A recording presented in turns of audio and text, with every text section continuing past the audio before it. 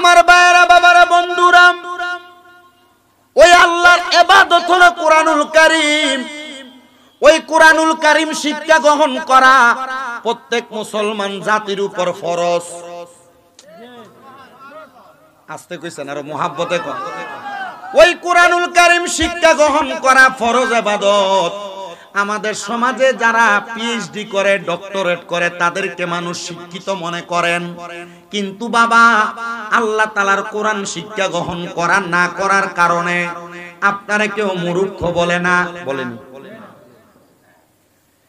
কিন্তু এই কোরআনুল কারীম যদি আপনি শিক্ষা না করেন, আপনার সন্তানকে না শিক্ষা দেন, আপনি না বুঝেন, আপনার সন্তানকে না বুঝান, আপনি যেমন দুনিয়ার জিন্দেগি পার করতেছেন, ভবিষ্যৎ জিন্দেগি আরো বেসমার খারাপ হইতে থাকবে। বলে হুজুর কেন? কারণ কোরআনটা এমন একটা জীবন ব্যবস্থা, কোরআনের মধ্যে এমন একটা দিক নির্দেশনা আছে, কোন মানুষ যদি আল্লাহ তাআলার কোরআন মোতাবেক তার জীবনটারে সাজায়, আল্লাহ তাআলার কোরআন মোতাবেক তার জীবনটারে গোছায়, আল্লাহ তাআলার কোরআন মোতাবেক তার জীবনটারে সাজায় গোছায়, তাহলে তার জীবনে কোনোদিন বদ কাজ হবে না, তার জীবনে কোনোদিন খারাপ কাজ হবে না। বলে হুজুর কেন? কারণ আমার আল্লাহ তাআলা এই কোরআনুল কারীমের এক একটা আয়াত আমার নবীর উপরে নাজিল করেছেন, এমনি নাজিল করে নাই। যুগের পরিবর্তন, যুগের প্রয়োজনে, কাজের প্রয়োজনে প্রত্যেকটা জায়গায় জায়গায় আমার আল্লাহ তাআলা এই কোরআন দিয়া আমার নবীর দিক নির্দেশনা দিছে। আর আমার নবী কয় উম্মত বিদায় হজরে ভাষণ ঘোষণা করে দিয়া গেছে, হে আমি নবীর উম্মতের দলেরা, আমি নবী তোমাদের থেকে বিদায় হইয়া চলে যাইব, আমি নবী তোমাদের কাছে দুইটা জিনিস রাইখা যাই। ইয়া রাসূলুল্লাহ, ইয়া হাবিবাল্লাহ, নবী গো আপনি কোন দুইটা জিনিস রাইখা যান? আমার নবী কয় এক নাম্বার হলো কোরআন, ওই কোরআন তোমাদের কাছে রাইখা যায়। দুই নাম্বার হলো হাদিস, এই যে কোরআন এবং হাদিস তোমাদেরকে রাইখা যায়। তোমরা যদি এই দুইটাকে পাকড়াও করো, তোমরা যদি আঁকড়ে ধরতে পারো, তাইলে তোমরা নাজাত পাইবা, নচেত তোমরা নাজাত পাইবা না। নবী গো ইয়া রাসূলুল্লাহ, ইয়া হাবিবাল্লাহ, নবী গো তাহলে কোরআন মানলে, হাদিস মানলে আমরা নাজাত পাইবো, আর নচেত আমরা নাজাত পাইব না। আমার নবীজি তিরমিজি শরীফের আরেকটা হাদিস শরীফে ঘোষণা করো, উম্মত আমি নবী তোমাদের নাজাতের জন্য আরো দুইটা জিনিস রাইখা গেলাম। নবী গো কোন দুইটা জিনিস? বলে একটা কোরআন, আর একটা হলো আমি নবীর আহলে বায়াত। তোমরা যদি এদেরকে ভালোবাসো, মুহাব্বত করো রে, আমি দয়াল নবী বললাম, আমি নবী তাদেরকে ছাড়া জান্নাতে যাব না। আরো জোরে কন্না সুবহানাল্লাহ। ইয়া রাসূলুল্লাহ, ইয়া হাবিবাল্লাহ, নবী গো তাহলে কোরআন তেলাওয়াত করলে, আপনি নবীর হাদিস মানলে এবং আপনারা আহলে বায়াতকে মানলে, আপনি নবী তাদেরকে ছাড়া জান্নাতে যাবেন না। আমি জানতে চাই রে মুসলমান, এই চাঁদপুরের কচুয়ার অন্তর্গত ডুমুরিয়া হযরতে বিসমিল্লাহ শাহ মাজারের মাহফিলের আগন্তুক আমার মুসলমানেরা, আগন্তুক আমার ভাই বাবারা, বন্ধুরা, যদি ওই কোরআন মানলে, হাদিস মানলে, আমার নবীর বংশধররে মানলে, নবী আমাদেরকে ছাড়া জান্নাতে না যায়, আমরা ওই নবীর সাথে জান্নাতে যাইতে চাই কি চাই না? মুহাব্বতে কন্যা জান্নাতে যাইতে চাই কি চাই না? হে রাসূল তোমায় ভালোবাসি অন্তরে শুধুই, মুখে না, জান্নাতের আশায় নয় হে রাসূল, জাহান্নাম কেউ ডরি না।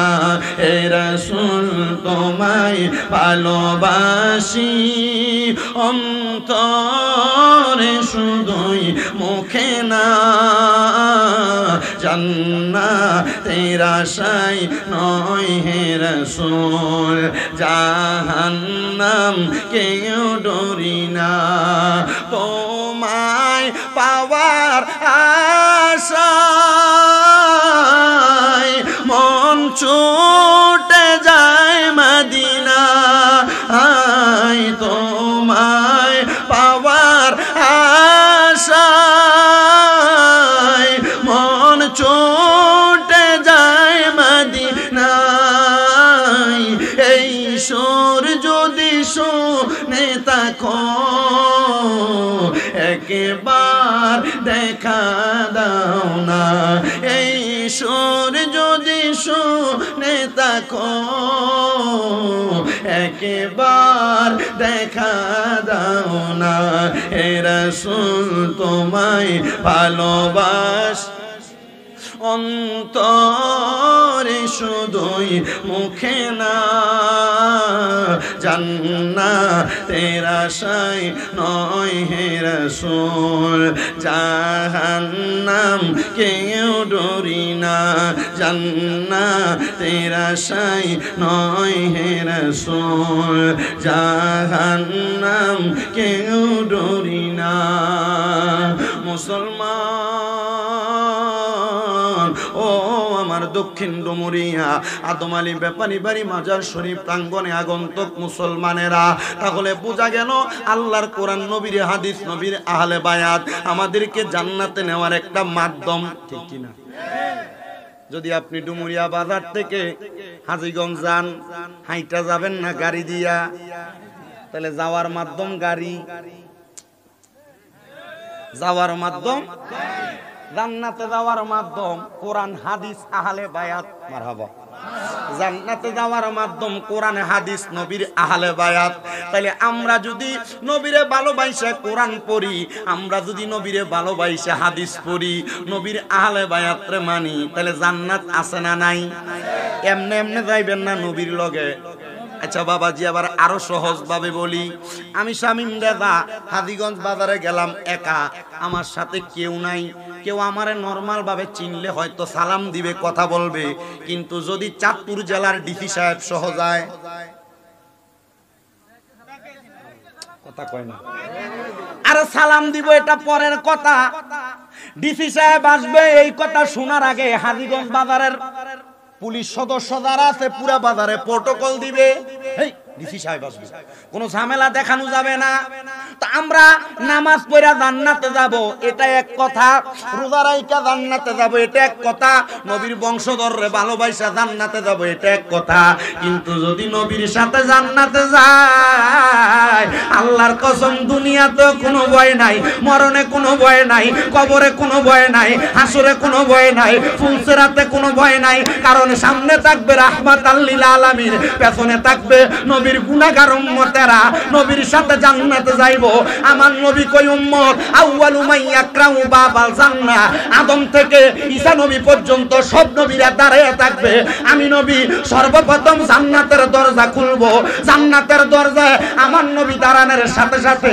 জান্নাতের ফেরেশতা প্রশ্ন করবে মানামতা আপনি কে কি গো নবী আপনারে কি ফেরেশতা চিনে না আমার নবী বলে হ্যাঁ হ্যাঁ হ্যাঁ সব ফেরেশতারা আমি নবীরে চিনে কিন্তু জান্নাতের সামনে যেই ফেরেশতারা দাঁড়িয়ে রয়েছে ওই ফেরেশতার কাছে আমি নবীর শান আমি নবীর গুণকীর্তন সব বর্ণনা করা হয়েছে আমি নবীরে তারে দেখানো হয় নাই তারে বলা হবে কেউ যদি জান্নাতের দরজা খুলতে আসে তারে জিজ্ঞাসা করবা কে তুমি ঠিক তেমন ভাবে আমি নবীরে প্রশ্ন করবে আমি নবীকে বলবে মানামতা আমি নবী বলবো আনা মুহাম্মাদুর রাসূলুল্লাহ সাল্লাল্লাহু আলাইহি ওয়াসাল্লাম আমি নবী এই কথা বলার সাথে সাথে ফেরেশতারা জবাব দিবে আপনার সম্পর্কে আমাকে অবহিত করা হয়েছে জান্নাতের দরজা খোলা হইল নবী জান জান জান জান্নাতের মধ্যে প্রবেশ করেন আমার নবী কয় শাফাআতিল হালিল কাবাইর মিন উম্মতি আমার উম্মতের মধ্যে যারা কবিরা গুনাহ করবে আমি নবী তাদেরকে সুপারিশ করে জান্নাতে নিয়ে যাব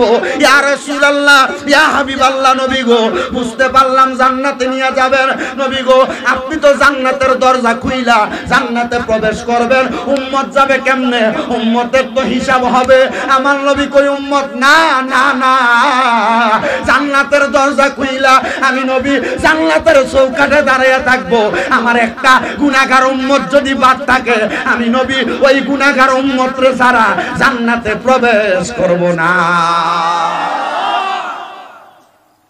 সুন্নিরা নবী নবী করে এটা সুন্নিদের দোষ ঠিক না সুন্নিরা নবী নবী করে এটা সুন্নিদের সবচাইতে দোষ বেদাতি সুন্নিরা নবী নবী করে, এটা সুন্নিদের সবচাইতে বড় দোষ। আরে ভাই, সুন্নিরা কেন নবী নবী করবে না? নবী তো মায়ের গর্ভে থাকতে উম্মতি উম্মতি করছে। আর সুন্নিরা কেন নবী নবী করবে না? নবী তো আলমে আরোহার মধ্যে থাইকা উম্মতি উম্মতি করছে। সুন্নিরা কেন নবী নবী করবে না? নবী তো দুনিয়ার জিন্দেগির 63 বছর উম্মতি উম্মতি করছে। সুন্নিরা কেন নবী নবী করবে না? আর সুন্নিরা নবী নবী করে এই জন্য, কারণ নবীজির 63 বছরের জিন্দেগি উম্মতি উম্মতি বলে কান্না করেছে। এই জন্য সুন্নিরা নবী নবী করে। কথা কোন ঠিক কিনা? আমরা জানি নবী নবী করলে আমরা মুক্তি পাওয়ার একটা উপায় আছে। কথা কোন না? আরো জোরে কোন না ঠিক কিনা? এই ডুমুরিয়াবাসী, আজকের জান্নাতের বাগান বিসমিল্লাহ হুজুরের জান্নাত, বিসমিল্লাহ হুজুরের 46তম উরুস মুবারকের মাহফিল, তোমাদের নাজাতের ফয়সালা হবে। বলে হুজুর কেন? কারণ এখানে নবীর গুণ কীর্তন করা হচ্ছে। কথা কোন না? আরো জোরে কোন না ঠিক কিনা? আরে বাবা, অনেকের আজকে মা নাই, তোমরা রাস্তায় ঘুরতাছো, মনে করো না এই ঘুরা তোমার লাভ হইব।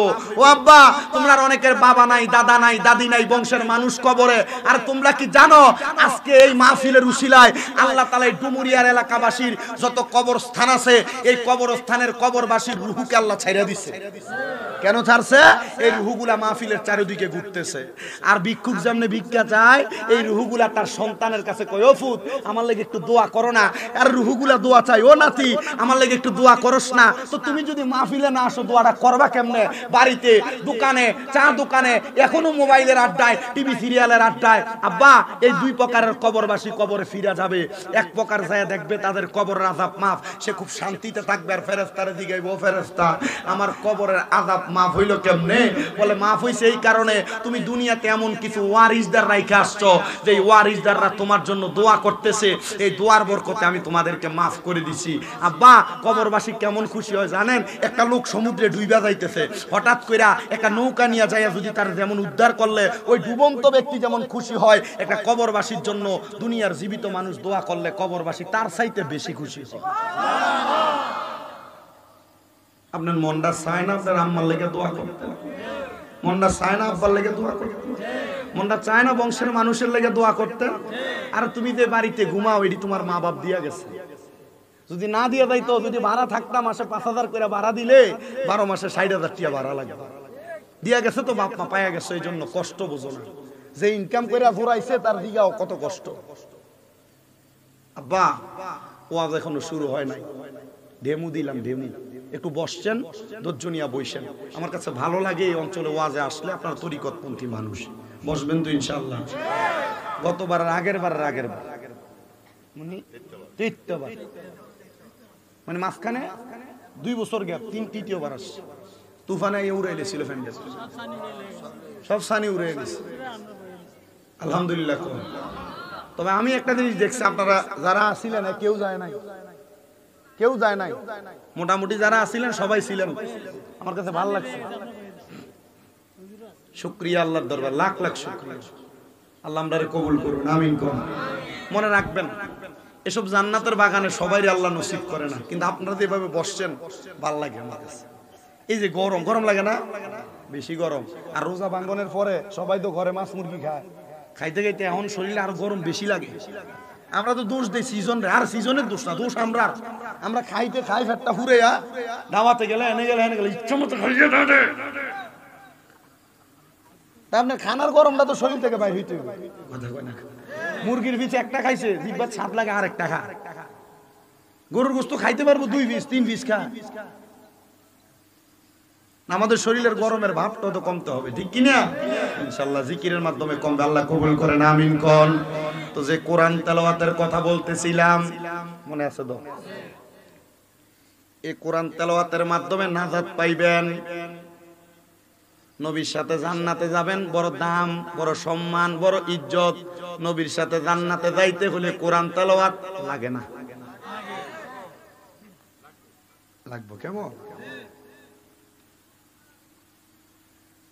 আমার মুসলমান, এই আমরা বোন বোন কতলা ক্যামেরা তবু দাঁড়ায় ভিডিও করুন লাগে।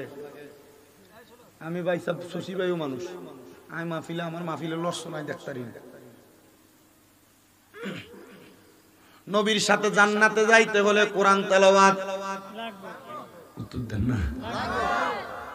নবীর সাথে জান্নাতে যাইতে হলো নবীর হাদিস তেলাওয়াত। বলে হুজুর যারা পড়ে না তারা কি পারতো না যাইতে পারবে? যদি আপনি চেষ্টা করেন তাহলে অবশ্যই যাইতে পারবেন। কিন্তু আমার নবীজির একটা হাদিস শরীফ আমি পইরা বড় ভয় পাইছি বাবা, বড় ভয় পাইছি। একটু রিভাব কমাও। বড় ভয় পাইছি। বলে হুজুর কেমন? আপনারা যারা আপনাদের সন্তানদেরকে কোরআন শিখান না, নিজে শিখেন না, ও আব্বুজি আপনি এই কাজগুলা করার কারণে কাল হাসরের ময়দানে সব মুসলমানদেরকে প্রশ্ন করা হবে।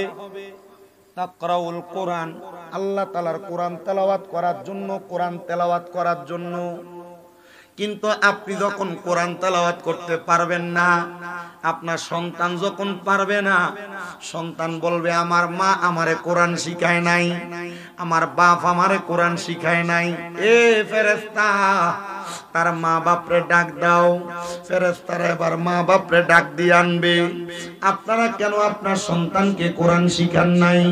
তারা বলবে দুনিয়ার ব্যস্ততায়, আপনি বিদেশে ছিলেন, প্রবাসে থাকার কারণে আপনার সন্তানরা আপনার স্ত্রী কোরআন শিখায় নাই।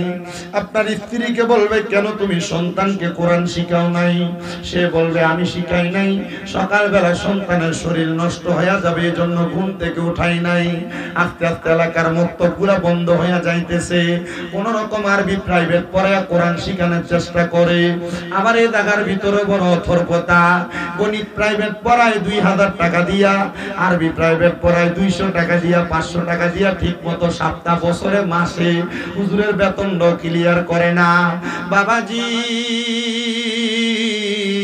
তখন যদি আপনি আপনার সন্তানকে কোরআন না শিখান, ওই সন্তানের বাবা এবং মাকে ফুলসেরাতের মধ্যে এই পার আর ওই পার কইরা শোয়া দেওয়া হবে। বলা হবে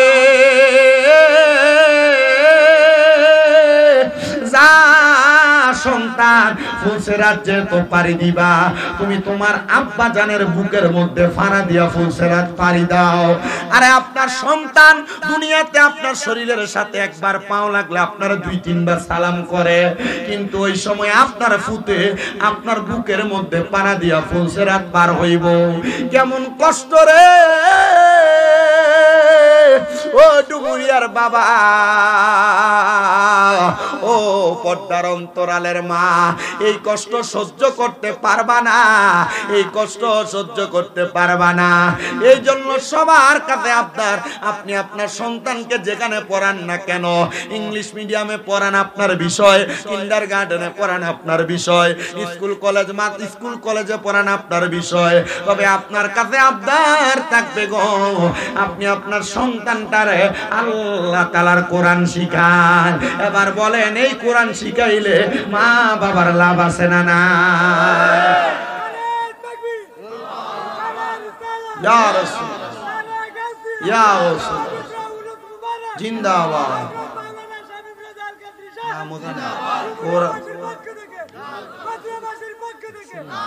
কোরআন শিখাও ছেলে মেয়েকে ওহে মুসলমান, জানে কবজের সময় তোমার হইবে রে আসান। বলেন কোরআন শিখাও ছেলে মেয়েকে ওহে মুসলমান, জানে কবজের সময় তোমার হইবে রে আসান, জানে কবজের সময় তোমার।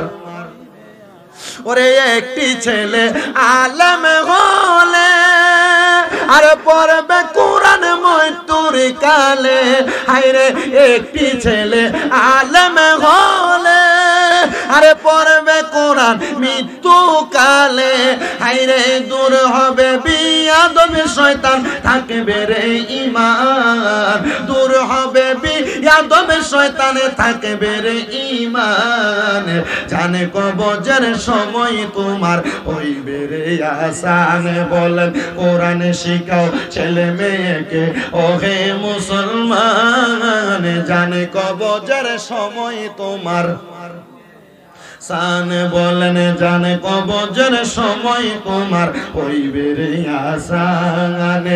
একটি মেয়ে আলেম হলে আরে পড়বে কোরআন কোরআন মৃত্যুকালে পড়েন একটি মেয়ে আলেমা হলে আরে পড়বে কোরআন মৃত্যুকালে হাইরে দূর হবে বিয়াদবে শয়তানে থাকবে রে ঈমান বলেন দূর হবে বিয়াদবে শয়তান থাকবে রে ঈমান জানে কবজের সময় তোমার হইবে রে আসান বলেন জানে কবজের হইবে রে আসান হাইরে কোরআন শিখাও ছেলে মেয়েকে ওহে মুসলমান জানে কবজের সময় তোমার হইবে রে আসান বাজান আমার এবার বলেন যে তো জান কবজের সময় এই কোরআন তেলাওয়াতের মাধ্যমে আসান পাওয়া যায় আমরা মুহাব্বতের আওয়াজে ওই আল্লাহ তাআলার কোরআন তেলাওয়াতের দরকার আছে না নাই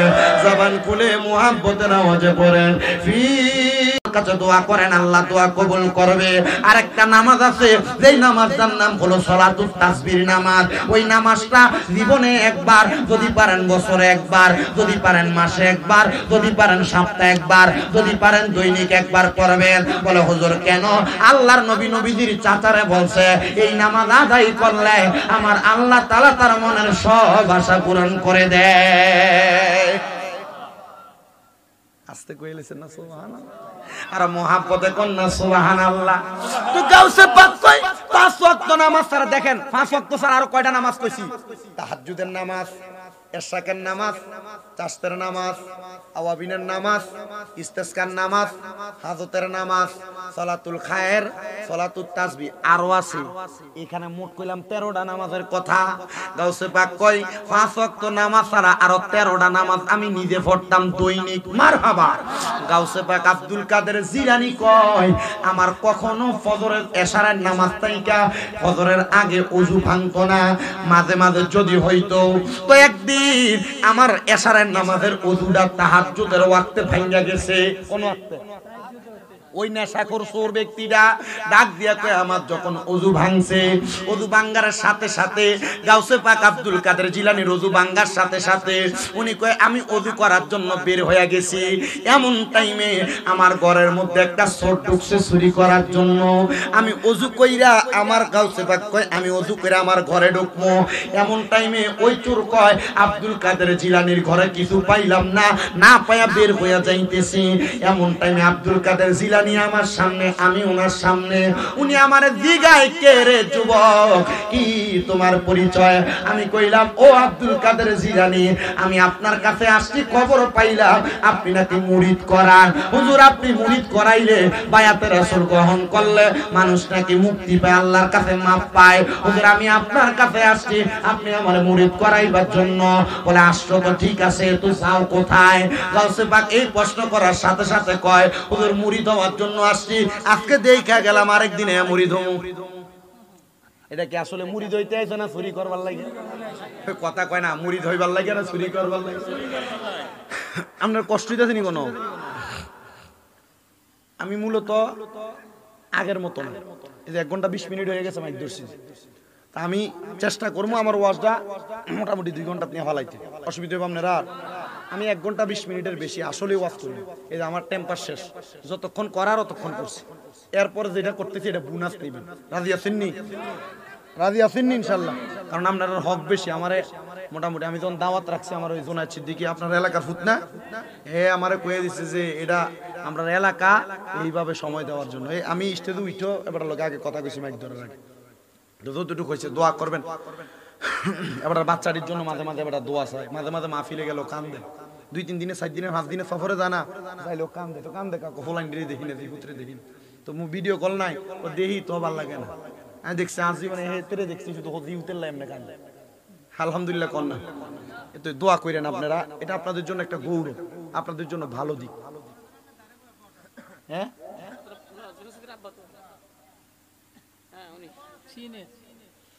মানে ও আপনি আব্বা স্বীকার করেন না ওইটা জোনাইদের আপনি কইতেছেন জোনাইদের হুত কেন চিন্তা করেন না এবার রাজ্যে আরো বইতাল লাগে না মোটামুটি একবার জন লাগে না আর আপনি বোঝেন না ফতি রাইতের বান্ডিল না খানা মোটামুটি একবার ক্লিয়ার করে তো খানা জন ভালো হরে তখন এমনি শরীর তেল তিল হ্যাঁ তো আমরা জানি না, হেতে সব জায়গায় কান্দে, আল্লাহ পাক নিয়ে গেছিল, সব জায়গায় কান্দে, মাহফিলের ভিতরে হাজার হাজার মানুষ থা, আপনার লাই দোয়া করে সব জায়গায়, মারহাবা কোন সব আলেমরা দোয়া করছে বেটার লাই, মারহাবা কোন না। তা আপনারা চান না যে বেটা মোটামুটি দেশে একটা পরিস্থিতি আছে। আমি বহুত কইছি দুইটা তিনটা মাহফিল করে গলা এটা বই যা তো করে জিঙ্গেলে তো দুইটা তিনটা একটা একটা করেন না, এটা তো আমরা তুমি যাইতো না, আমি চাপদার করে কি করবো, আসলে তো সত্য। আমি কইছি আমি নিজে একটা মাহফিল করি, বেশি থেকে বেশি যদি কোনো আমার উস্তাদরা আবদার করে তাইলে আমি একটার থেকে দুইটা বেশি করি, দুইটা করি, আর নাহলে আমি মোটামুটি একটা একটা করেই চলতেছে আমার 2-3 বছর, দুইটা খুব কম করি। আমি কইলাম যে অতি তাড়াতাড়ি মরতেন না চাইলে একটা একটা করে করে, তুমি আইও ভাই সাহেব তাড়াতাড়ি রেডি হয়ে, তারপরে দোয়া করবেন ওনার জন্য, দোয়া করবেন নি, দোয়া করবেন। এলাকার ফুটবল হইলে একটু হইলেও লাভ আছে, আসেনি লাভ, এটা আপনারা জানেন কি লাভ আপনারা, আল্লাহ আমরা সবাই সে লাভের ভাগিদার করুক, যতটুকু করুক আর না করুক, মরার পরে সুপারিশ করবো, মরার পরে সুপারিশ করবো, এটা তো ঠিক। আল্লাহ কবুল করুক, আমিন কর। তো গাউসে পাকের ওয়াজটা শেষ করুন, এরপরে বিদায়। একটু মুহাম্মদে দুরূদ শরীফ পড়েন, আল্লাহুম্মা সাল্লি আলা মুহাম্মাদিন নাবিয়ানা মাওলানা মুহাম্মাদ, আল্লাহুম্মা সাল্লি। আমরা সবাই হাজির হইলাম দয়াল নবীর মাহফিলে, হায়রে দয়া করে কবুল করেন নূর নবীজি আমরা রে, আল্লাহুম্মা সাল্লি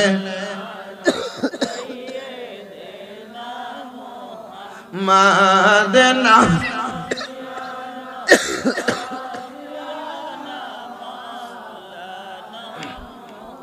দয়াল নবীর ইশকের আগুন লাইগাছে যার কলি যায়, হায়রে গরবারি আর লয় না মনে মদিনাতে ছুটে যায়, আল্লাহ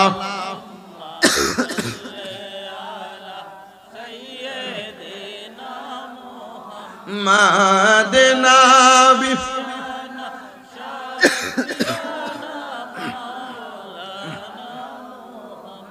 গাউসে পাক আব্দুল কাদের জিলানী ডাক দিয়া কই বাবা যাও কই, বলে হুজুর আজকে দেখা গেলাম পরে আইসা মুরিদ হমু। গাউসে পাক ডাক দিয়া কই বাবা মানুষের হায়াত বেশি দিন থাকে না, আব্বারে এখান থেকে যাইয়া যে তুমি ফিরে আসবা এটার গ্যারান্টি তো তুমি দিতে পারতা না, যদি গ্যারান্টি দিতে পারো তাইলে তুমি এখান থেকে যাও, নসে তোমার যাওন নাই। আরে ধরা তো খাইলাম আজকে, ভালো ধরা খাইছি। গাউসে পাক ডাক দিয়া কই বাবা এখান থেকে যাওয়ার পরে ফিরে আসতে পারবা এটার গ্যারান্টি যদি দিতে পারো তাইলে যাও। ডাক দিয়া কই হুজুর ঠিক আছে মাইনা নিলাম, হুজুর তাইলে আমারে মুরিদ করান। বলে তোর যেই লেবাস যে সুরুত এই লেবাস দিয়ে মুরিদ করান যাইতো না। হুজুর কি করা লাগবে? বলে তোমার এই পোশাক আশাক গুলা পরিবর্তন করো। হুজুর ঠিক আছে পরিবর্তন করলাম। গাউসে পাক তার লম্বা একটা পাঞ্জাবি দিতে হাদিয়া, মারহাবা কয় না, গাউসে পাকের লম্বা পাঞ্জাবিটা লাগায়া সুন্দর করে ওযু বানায় গাউসে পাকের কাছে আসছে, মাথার মধ্যে কোনো কিছু নাই। গাউসে পাক কয় বাবা ঠিক আছে নে, যে তো মাথায় কোনো কিছু নাই, আমি গাউসে পাকের একটা টুপি তোরে হাদিয়া দিলাম। মারহাবা কইতেন না? গাউসে পাক আব্দুল কাদের জিলানী এই টুপি এবং পাঞ্জাবি হাদিয়া দেওয়ার সাথে সাথে সবাই কুদরত শরীফ পড়েন, আল্লাহুম্মা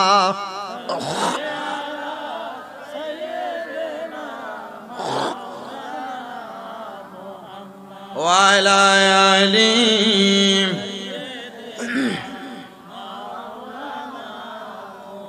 صلاة يا رسول سلام يا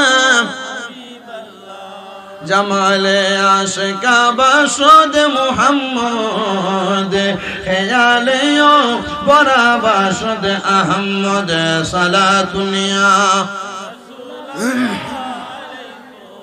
সালামুনিয়া গাউসে পাক আব্দুল কাদের জিলানী তারে সুন্দর পাঞ্জাবি পরায়াম, মাথায় টুপি লাগায়াম। গাউসে পাক কয় বাবা ওযু করছো? বলে হাম। বলে আবার তোমার ডান হাতটা বাড়াও। বলে হুজুর বাড়াইলাম। গাউসে পাকের হাতটা আবার ওটার সাথে ধইরা কয় বাবা তুমি আমার কাছে মুরিদ হও। আপনারা যারা মুরিদ হয়েছেন একটু স্মরণ করেন, মুরিদ হওয়ার মানে শুধু হিসাবের হাতে হাত ধরা না। মুরিদ হওয়ার মানে হইল ওয়াদাবদ্ধ হওয়া, প্রতিশ্রুতিবদ্ধ হওয়া। মুরিদ হওয়ার মানে হইল একজনের কাছে যে কোনো একটা বিষয়ে ওয়াদাবদ্ধ হওয়া। গাউসে পাক কয় তোর আমি বেশি বিষয়ে ওয়াদা করাইতাম না, দুইটা বিষয় আমার কাছে ওয়াদা কর। বলে হুজুর কোন দুইটা বিষয়? তুই আমার সাথে সাথে কও জীবনে কোনোদিন মিছা কথা কইতি না, আর একটা ওয়াদা কর আর কোনোদিন নামাজ ছাড়তি না। মারহাবা কোন না। গাউসে পাক শুধু কয়টা ওয়াদা করাইছে? এই দুইটা বিষয়ে মুরিদ করাইছে। কোনোদিন মিছা কথা কইতো না আর কোনোদিন নামাজ ছাড়তো না। গাউসে পাকের হাতে হাত রাইখা সে ওয়াদাটা করছে। গাউসে পাক কয় ঠিক আছে এখন তোমার মুরিদ হওয়া শেষ, যাও। বিদায় হয়ে গেছে। গাউসে পাকের কাছ থেকে যাওয়ার সাথে সাথে মনে মনে চিন্তা করে রাত্র শেষ হয়ে যাইতেছে। আজকে যেই ঘরে গেলাম চুরি করবার লাগে কিছুই তো পাইলাম না। সামনে যে দেখে বড় রাজপ্রাসাদ, চিন্তা করে রাত্র বেশি নাই, এই বাড়িতে ঢুকলে মনে হয় কিছু পাওয়া যাবে। রাজপ্রাসাদে প্রবেশ করতেছে চুরি করার জন্য। মারহাবা কোন না। প্রথমে এসে চুরি করবার লাগা গাউসে পাকের কাছে মুরিদ হয়ে গেছে। এবার সামনে যে দেখতেছে রাজপ্রাসাদ, এখানে চুরি না করলে পরের বেলা খাওন জুটবে না। রাজপ্রাসাদে প্রবেশ করে রাজপ্রাসাদের দারোয়ানটা দাঁড়ানো, গুম গুম বাপ। সকালে একবারে দেখবেন ফজরের আগ মুহূর্তে গুম গুম বাপ গাউসে পাকের দরবার থেকে বের হয়ে ওই সোরা ব্যক্তি শরীরে পাঞ্জাবি ভরাই দিছিল, টুপি লাগাই দিছিল গাউসে পাকে। এটা লাগাই চুরি করার জন্য ঢুকে দারোয়ানের সামনে দিয়ে হাইটা যায়। দারোয়ান জিগায় কে আপনি? কয় তোমার বাসার বাড়ি চুরি করবার লাগে আইছে। দারোয়ান কয় এত লম্বা পাঞ্জাবিওয়ালা টুপিওয়ালা আপনি বুঝি চুরি করতে আইছেন? ওরে আব্বাজিরা, দাড়ি টুপি পাঞ্জাবি দেখলে পাগল হওয়া যাবে না, কারণ বর্তমান জামানায় দাড়ি টুপি পাঞ্জাবি লাগায়া ইমান চুরি করে এমন মূল্য বাংলাদেশে আছে না নাই? মাথার টুপি, মুখে দাড়ি, পাঞ্জাবি লাগায়া, যার কারণে ইসলাম পাইছে ভারত উপমহাদেশে। খাওয়া করিবে নামাজ, ওনারে কই বুয়া। এই কথা কোন নাকা? যে আব্বা দুনিয়াতে মার লোকে মেলামেশা কইরা তোমার দুনিয়াতে আনছে, আব্বার অস্বীকার করলে এটা হারামজাদা। যে খাজা বাবার কারণে ইসলাম পাইছো ভারত উপমহাদেশে, ওই খাজা বাবার যে বুয়া বলে সেও হারামজাদা। এই কথা বলেন ঠিক কিনা?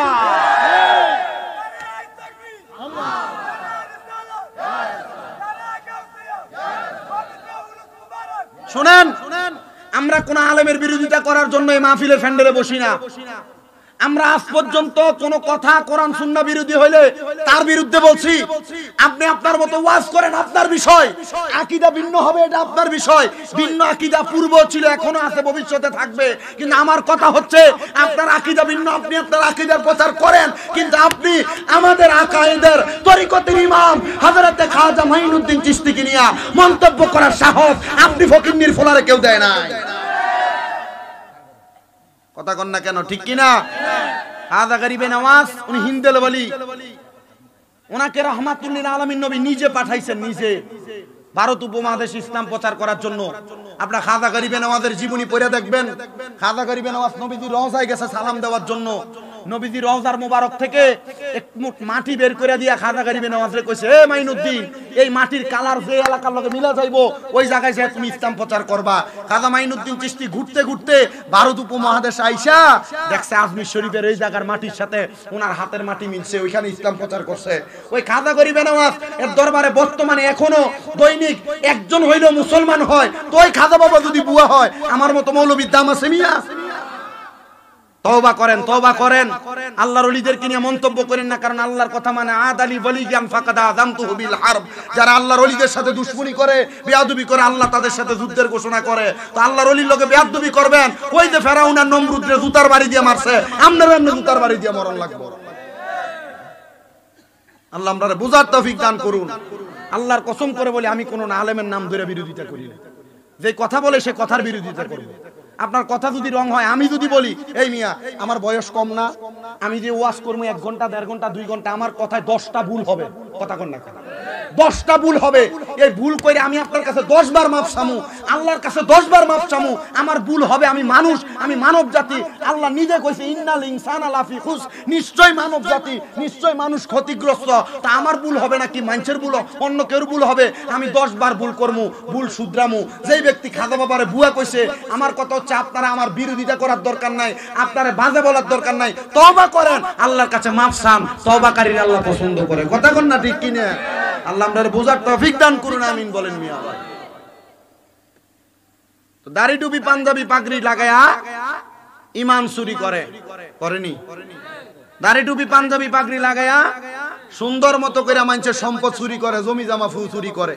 ফেসবুকে মনে হয় এই রোজার 2-3 দিন আগে দিয়ে আমি দেখছি এক বেড়া সুন্দর মাথার ভিতরে টুপি লম্বা সৌদি আরবের তুফ পাঞ্জাবি লাগাইয়া হাতের ভিতর তসবিহ গনে লা ইলাহা ইল্লাল্লাহ লা ইলাহা ইল্লাল্লাহ লা ইলাহা ইল্লাল্লাহ খেতের ভারে যাইয়া লাগাইয়া খেতের লাইল ধরে লা ইলাহা ইল্লাল্লাহ লা ইলাহা ইল্লাল্লাহ কইয়া খেতের আইল কুবাই। আচ্ছা এই লা ইলাহা ইল্লাল্লাহ যে তার মুখ দিয়া কইছে লাভ হইছেনি? বাবা লাভ হইছেনি? তো কোনো লাভ তো নাই। পরের হক মাইরা লা ইলাহা ইল্লাল্লাহ জিকির কইরা কোনো লাভ নাই। আমি হুজুর, আমার কোনো দাম নাই। আমি মৌলবী, আমার কোনো দাম নাই। আমার থেকে বড় হুজুর কোনো দাম নাই। লা ইলাহা ইল্লাল্লাহ জফার আগে পরের হাত খাওয়া বন্ধ করা লাগবে। জিগায় দারোয়ান, এই কে তুমি কই যাও? কই তোমার বাসার বাড়িতে চুরি করতে যাই। দারোয়ান কই এত সুন্দর পাঞ্জাবি লাগে চুরি করব, বিশ্বাস হয় না। চুরি করতে বাসার ঘরে গেছে, সবাই ঘুমায়, পুরা বাড়ির রাজপ্রাসাদের মাল সম্পদ একটা বস্তাত ভরছে। চারিদিক দিয়ে আজান পড়ছে, চিন্তা করছে আজান যেহেতু পড়ে গেছে, এখন আপনি বাইরে হমু কেমনে, মানুষ থাকবো বাইরে বাইরে। এ মালগুলা সব নিয়ে রাখছে, রাইকা চিন্তা করে একটু অবসর হই, মানুষ বের হওয়া শেষ হোক, এরপরে আমি বের হমু। বাসার বাড়িতে গেছে, এবার তার ব্রেনটা কেমন জানি ঘুরে গেছে। মালগুলো এক সাইডে রাইখা, পাঞ্জাবিও আছে, টুপিও আছে, আব্দুল কাদের জিলানির কাছে কই আইছে, এ বাবা মনে রাখবি রে, মনে রাখবি, যদি তুই আমার কাছে মুরিদ হওয়ার পর থেকে নামাজ পড়ো আর মিছা কথা না কস, তাহলে তোরে যেই কোনো সময় আল্লাহ তাআলা বাঁচাইবো। একই চুরি করতে আসছি, আজান পড়ে গেছে, কোন সময় ধরা খায়া যায়। মালগুলা রাইখা আল্লাহু আকবার কইয়া নিয়ত করে লইছে। আসলে কি নামাজি না চোর? নামাজি না চোর? আল্লাহু আকবার কইয়া নিয়ত করছেন। গাউসে পাক আব্দুল কাদের জিলানীর ওই মুরিদ নিয়ত করার সাথে সাথে তো বাদশা মানুষ, এখনের নেতা আর আগের নেতা এক না। আগের নেতারা নামাজিয়া ছিল, কথা কয় না, আর এখনের নেতারা ধর্মরে ফুজি বানায় নেতাগিরি দেখায়, কথা কয় না কা, ধর্মরে ফুজি বানায় নেতাগিরি দেখায়। আমি এবার ঈদের নামাজ দেখিয়াই তো ব্যাক করে গেছি। দেখছুনি বেড়া, ঈদের নামাজ পড়তে গেছে বছরে একবার। ঈদের নামাজের ভিতরে যাইয়া যে ঈদের নামাজের বাড়তি 6 তাকবীর, প্রথম ইমাম সাহেব আল্লাহু আকবার কইয়া সানা পড়ে, দ্বিতীয়বার আল্লাহু আকবার কয়, দ্বিতীয়বার কয়, চতুর্থবার কয়, এরপরে সূরা পড়ে। এখন দ্বিতীয়বার আল্লাহু আকবার কওয়ার লগে লগে বহুত নেতা রুকুতে গেছে গা, কথা কোন না আছে না নাই? ও বাবা, মানুষ মাত্র ভুল, সবাই শিক্ষা নিতে পারে। আব্বাজিরা, নেতাগিরি করবা তুই ইসলাম শিখা নেতাগিরি করো, কোরআন শিখা নেতাগিরি করো। কারণ কোরআন শিখা যারা নেতাগিরি করে তারা চুরি করে না, কোরআন শিখা যারা নেতাগিরি করে তারা গম মাইরা খায় না, কোরআন শিখা যারা নেতাগিরি করে তারা উচিত বিচার করে, হরের হক খায়া খায়া মানুষের থেকে ঘুষ খায়া বিচার করে না। আপনারা কম তলে দিয়ে তলোয়ানার নামে 1-2 খাইয়া জিতুন্যার বিচার ঠকাইয়া দেয়, ঠকাইনার বিচার দিতে দেয়, এমন ছোট্ট আমার কানে তো বাংলাদেশে আছে না? না, যেই দলের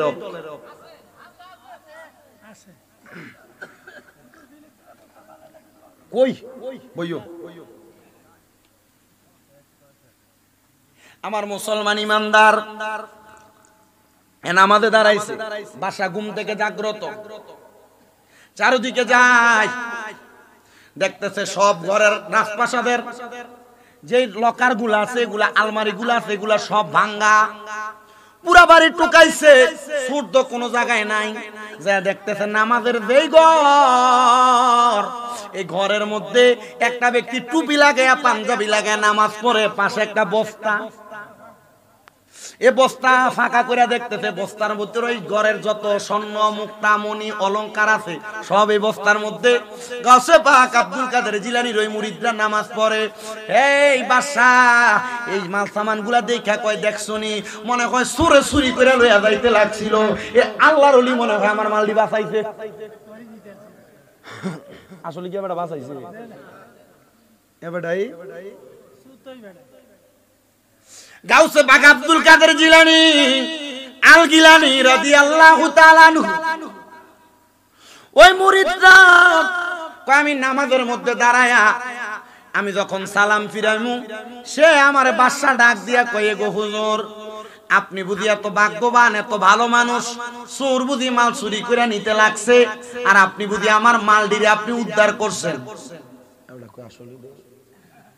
এখন যদি আমি মাল চুরি করছি আমার তো ফিটা দিব, কিন্তু আব্দুল কাদের জিলানী তো কইছে কোন সময় মিছা কথা, মিছা কথা কইলে ধরা খাইবি, আর যদি উচিত কথা কস, শেষা কথা কস, বাইচা যাবি। এ উচিত কথা কইলে বাইচা যাবে, এ কথা শুনা বাদশারে ডাক দিয়ে কয়, এ বাড়ির মালিক চুরি তো আমিই করছি। কি কথা কইছে? সত্য কথা কইছে, নিজে স্বীকার করছে। ডাক দিয়ে কয়, চুরি করছো তুমি? হুজুর আপনার মতো এত বড় নেককার আমি আমার জীবনে দেখি নাই।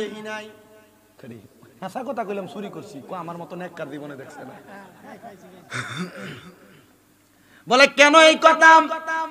বলে হুজুর আপনি এত বড় একজন আল্লাহর ওলি, মাথায় এত বড় টুপি, এত সুন্দর পাঞ্জাবি পরা, হুজুর ও হুজুর গো, আপনার কাছে আমার প্রশ্ন, একটা চোররে বাঁচাইবার লাগে চুরির দায় নিজের কান্দে লইলেন। হুজুর এতদিন পর্যন্ত আমি এত রাজপ্রাসাদের মালিক, একজন হক্কানি ব্যক্তি টোয়াই যার হাতে হাত রাইকে আমি মুরিদ হইতাম, আল্লাহর কসম হুজুর আপনি যে একটা চোররে বাঁচাইবার লাগে চুরির দায় কান্দে লইছেন, আপনি আমারে মুরিদ করাম ছাড়া এই বাড়ি থেকে বাইর হইতে পারতেন না।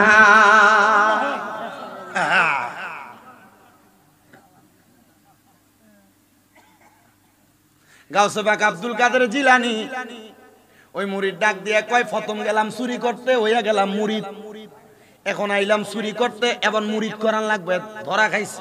কেমনে রে মুরিদ করাইতাম? এত নিয়ম জানে, ওযু করা লাগবে। বাদশা ওযু করবে, ডাক দিয়ে কয়, আপনি ওযু করে আসেন। বলে ওযু তো আমার এখানে আছে, ওযু কইরে আমি এখানে আসছি নামাজ পড়তে, এখন দেখি এই কারবার। এই বাদশা ডাক দিয়ে কয়, তাহলে হুজুর মুরিদরা করান। বলে আমি মুরিদ করামু কেমনে রে বাবা, তোরে মুরিদ করাইতাম না, যত মাল সামান আছে তুমি রাখো, আমার বিদায় দাও। কয় হুজুর আমার বাদশাহী নিয়ে যান, আমার রাজপ্রাসাদ নিয়ে যান, হীরা জহরত মণি মুক্তা যা আছে সব নিয়ে যান, তবে আপনি মুরিদ করাই দিয়া যান। হুজুর ডাক দিয়ে কয়, এ বাবা তাহলে তোমার ডান হাত বাড়াও। বলে হুজুর বাড়াই না। বলে তুমি আমার সাথে বলো কোনদিন নামাজ ছাড়বা না। হুজুর ছাড়তাম না। তুমি আমার সাথে বলো মিছা কথা কইতা না। হুজুর কইতাম না। বলে এই দুইটাই তোমার মুরিদ। সূরা তো একটু আগে এই বিষয়ে ওয়াদা করেছে আব্দুল কাদের জিলানী, বলে এগুলাই তোমার মুরিদ।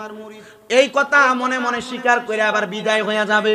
ওই বাড়ির মালিক ডাক দিয়া কই, হুজুর যা মাল সামান আছে সব আপনি আপনার সাথে নিয়ে যান। বলে কেন, আপনি কি রাখবেন না? বলে হুজুর চোরে যদি নিয়ে যাইতো তাহলে এগুলা চোরে মালিক হইতো, যেটা আপনার কাছে আমি বায়াত গ্রহণ করেছি, এগুলা সব আমি আপনার দিলাম। আপনি যদি দোয়া করেন, আপনার মতো আল্লাহওয়ালা ব্যক্তি যদি দোয়া করেন, তাহলে আল্লাহ তাআলা আমার ভাগ্যে আরো সম্পদ দিবে। মনে রাখবেন, আত-তাকদিরু লা ইয়ারুদ্দু, মানুষের তকদির কোনোদিন পরিবর্তন হয় না, ইল্লা বিদুআ, দুআর কারণে পরিবর্তন হয়ে যায়। ও বাবা, আপনি যেই জায়গায় থাকেন না কেন, যেই পজিশনে থাকেন না কেন, ছোট হোক বড় হোক, সবার কাছে সব সময় দোয়া চাইবেন।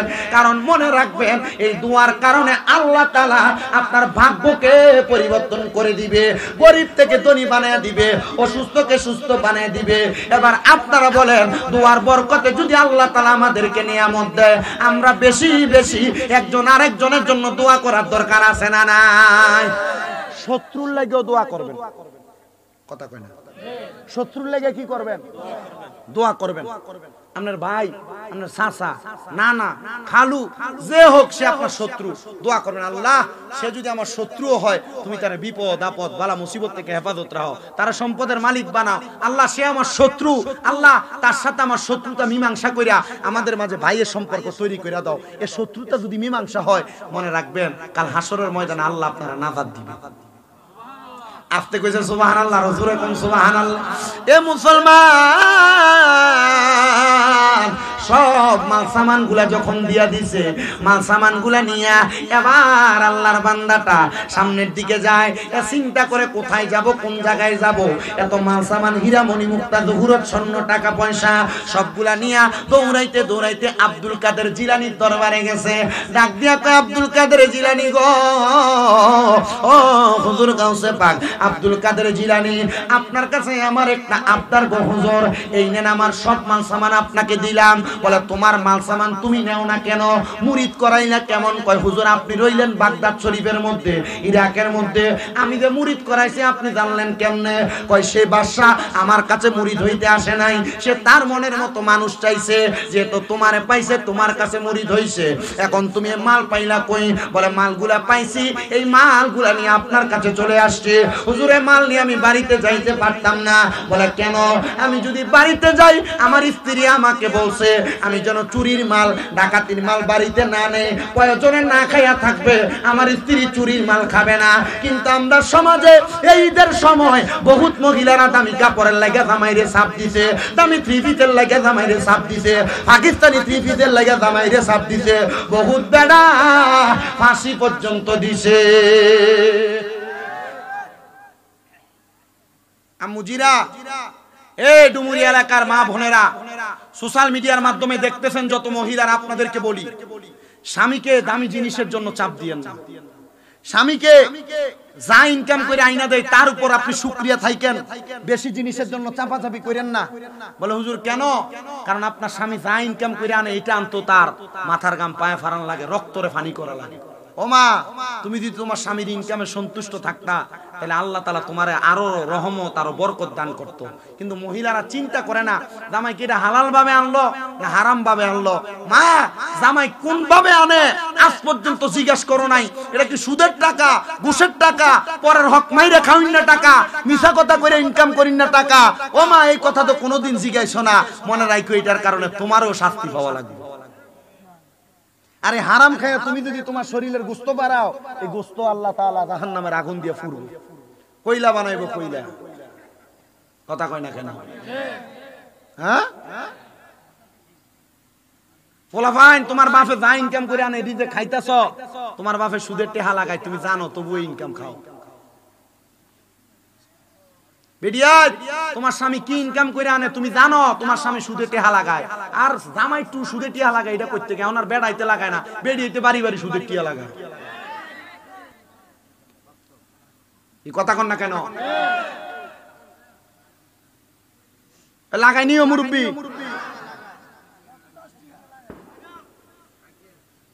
শতে 10 টিয়া, হাজারে 100 টিয়া।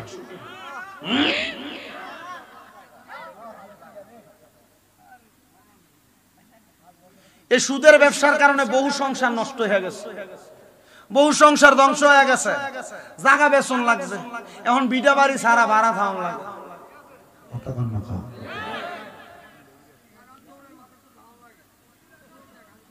এলাকার ভিতরে যায় দেখবেন এই সুদের ব্যবসা করতে করতে বড় বিল্ডিং বানাইছে।